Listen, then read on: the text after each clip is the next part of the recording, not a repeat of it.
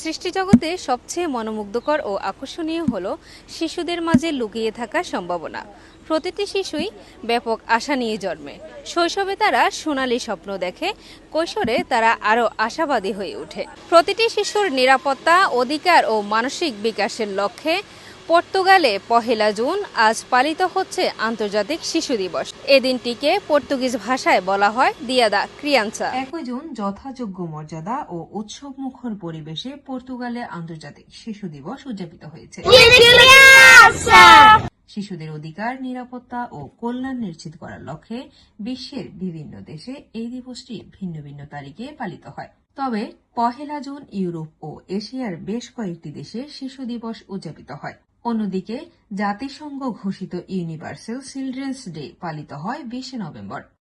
Feliz Dia da Criança. As crianças são os nossos futuros, por isso acho que temos que preservar este dia e fazê-las felizes.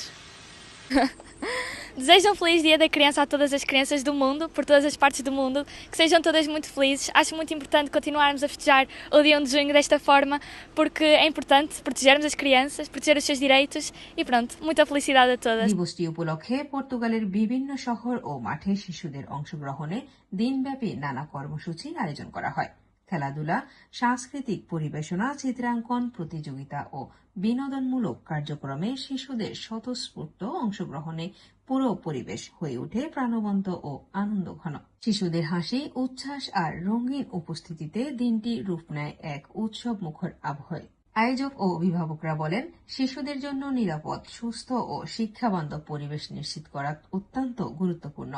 শিশুদের সঠিক বিকাশ, মানসম্মত শিক্ষা ও সুরক্ষিত শৈশব নিশ্চিত করতে পরিবার, সমাজ ও রাষ্ট্রকে একসঙ্গে কাজ করতে হবে। দিন শেষে আনন্দ, উচ্ছ্বাস আর শিশুদের প্রাণবন্ত হাসিতে মুখর হয়ে ওঠে পুরো আয়োজন।